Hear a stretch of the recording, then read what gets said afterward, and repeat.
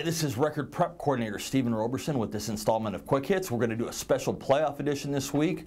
We're going to look at one game in each division, except for Division 5, in which we don't have an area representative this week. But we're going to start with Division 3 out at Sierra High School. Number 3 Timberwolves at home this week against number 11 Sacramento-Rosemont. Rosemont's a very athletic team. They have a lot of team speed. Very athletic tailback who just rushed for 303 yards on 8 carries. They run a lot of I-backs. They're a power running team. Anthony Cota, the big story out of Sierra this year, enters this game with more than 1,700 yards and 35 touchdowns for the Timberwolves. Everyone comes out to play hard. Everyone's doing their assignments.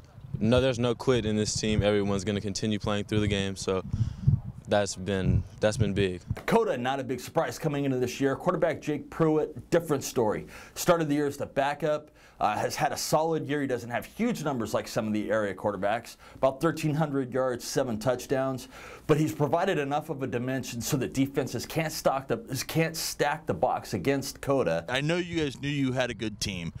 Did you expect to dominate the way you have?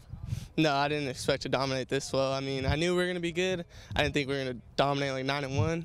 It's amazing. We've been trained very hard to be where we're at, and we're always pushing ourselves to be better.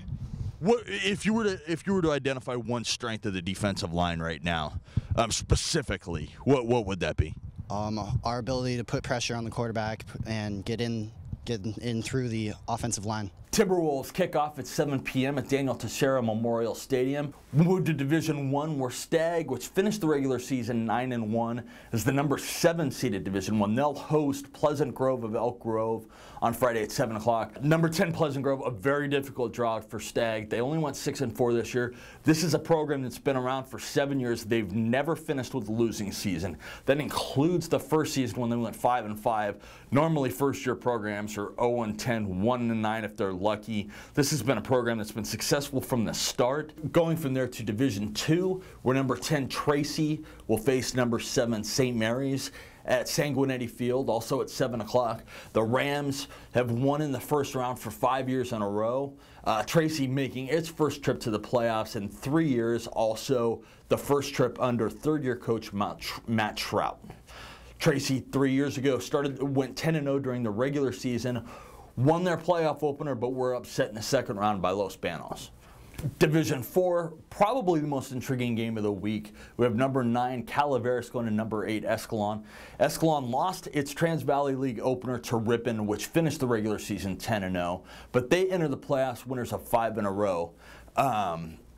Calaveras only lost in their last 7 games was to Argonaut, who also finished the regular season 10-0. So that should be a good one. That takes us to Division 6. We don't have any area teams competing in the Division 5 playoffs this week.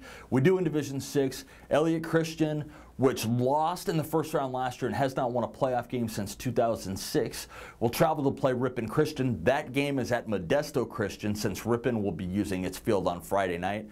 Ripon Christian, a semifinalist last year in Division 6. This has been Stephen Roberson for Quick Hits. For all your Friday football action, follow us at recordnet.com.